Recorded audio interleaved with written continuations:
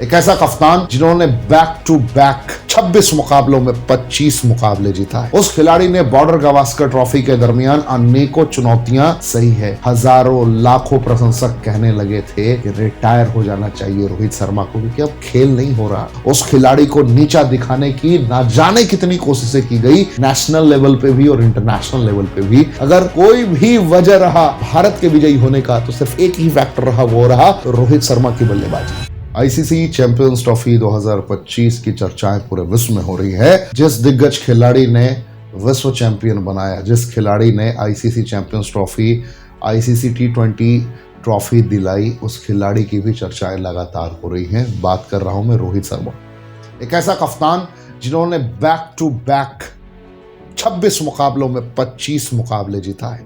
एक मुकाबला छोड़ दिया जाए तो ये भारत की टीम अविजीत रही है, कोई भी परास्त नहीं कर सका है, ना कोई परास्त करने के इर्द गिर्द भी खड़ा दिखा है। ये मेहनत, ये समर्पण एहसास कराने के लिए काफ़ी है किस तरीके से ये आगे बढ़े हैं। अगर ऑस्ट्रेलिया इंडिया का फाइनल छोड़ दिया जाए जो अहमदाबाद में खेला गया था 2023 में, उसके अलावा भारत कभी पीछे मुड़कर नहीं देखा है। चाहे T20 मुकाबलों के सारे के सारे मैचेस अगर आप कैलकुलेट करके देखेंगे तो आपको कहीं भी भारत हारा हुआ नहीं दिखेगा। चैंपियंस ट्रॉफी में चाहे बांग्लादेश से मुकाबला हो, चाहे पाकिस्तान से मुकाबला हो, न्यूजीलैंड से मुकाबला हो, ऑस्ट्रेलिया से मुकाबला हो, या फिर फाइनल न्यूजीलैंड से हो, भारत कहीं भी हारा नहीं है, लड़ा है, योद्धा के समान लड़ा है। और उस कप्तान की चर्चाएं निरंतर होंगी ही होंगी, सदियों तक होंगी, क्योंकि उस खिलाड़ी ने आलोचनाएं सही है।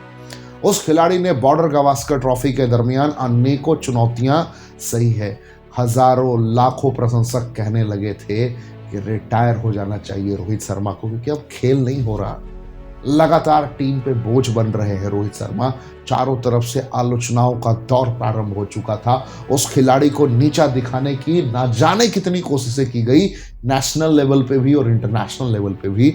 ना जाने क्या क्या नहीं कहा था लोगों ने, लेकिन उस इंसान का हौसला नहीं डगमगाया था। उसने बॉर्डर गावस्कर ट्रॉफी के दरमियान भी कहा था, मैं रिटायर नहीं हो रहा हूं, मैं कहीं नहीं जा रहा।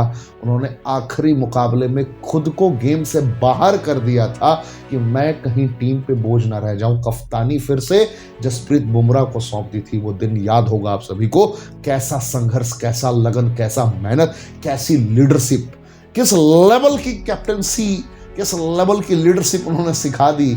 आप शब्दों में इसे बयान नहीं कर सकते। यह समर्पण था रोहित शर्मा का, यह जज्बा था रोहित शर्मा का। रोहित शर्मा जैसे कप्तान युगों युगों में आते हैं। महेंद्र सिंह धोनी एक महान कप्तान रहे हैं, लेकिन जिस लेवल की समर्पण, जिस लेवल की एक सामर्थ्यता दिखाई रोहित शर्मा ने, ये विश्व क्रिकेट में किसी भी कप्तान के अंदर नहीं देखी जा सकती। कमाल था, बाकमाल रोहित शर्मा।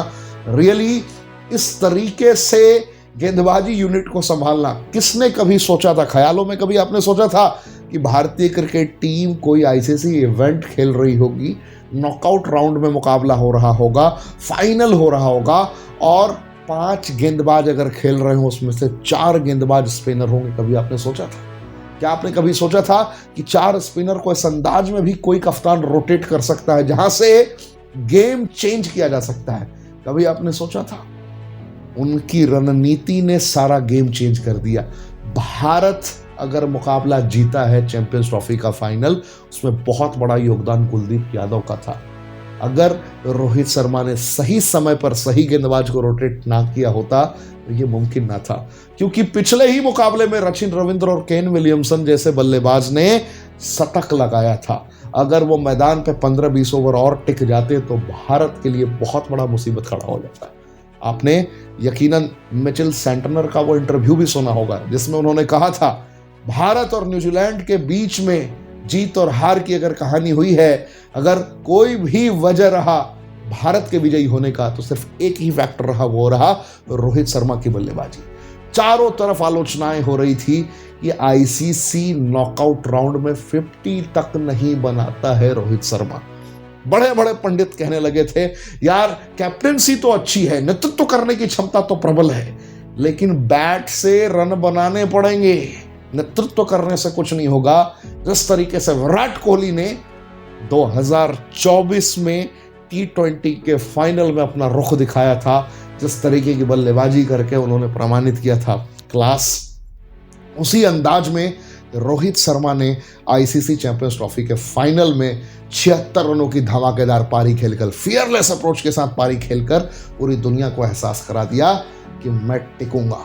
चारों तरफ न्यूज चैनल्स ने वीडियोस बनाए थे, बड़े बड़े एक्सपर्ट को बुला बुला के वीडियोस बनाए थे। पूरी दुनिया यही कहने वाली थी चैंपियंस ट्रॉफी के बाद क्या विराट कोहली, रोहित शर्मा संन्यास लेंगे। रोहित शर्मा ने इन सवालों का भी जवाब बड़े बेहतर अंदाज में देते हुए कहा, मैं कहीं नहीं जा रहा। कब तक नहीं जा रहा ये तो नहीं कहा उन्होंने, लेकिन मैं अभी कहीं नहीं जा रहा। उम्मीद है कि 2027 तक वो मैदान पर डटे रहेंगे, फिट रहेंगे और इसी अंदाज में भारत को विजयी बनाते रहेंगे। अगर इसी अंदाज में वो भारत को विजयी बनाते रहे तो 2027 को वो इंडिया को वर्ल्ड कप जिताएंगे और उनके पास तीनों ट्रॉफीज होंगी। आपको क्या लगता है 2027 तक रोहित शर्मा खेल पाएंगे? अगर आपको लगता है हाँ, तो कमेंट के ऑप्शन में ज़रूर बताएं, और अगर आपको लगता है कि रोहित शर्मा को खेलना चाहिए तो ज़्यादा से ज़्यादा लोगों तक शेयर करें और ये रोहित शर्मा की कहानी ज़रूर बताएं, जब बॉर्डर गावस्कर ट्रॉफी के दरमियान लाखों लोग आलोचक बने थे, वही चैंपियंस ट्रॉफी जीतने के बाद कैसे उनके समर्थक बन गए। ज़्यादा से ज़्यादा लोगों तक ये वीडियो शेयर ज़रूर कीजिए।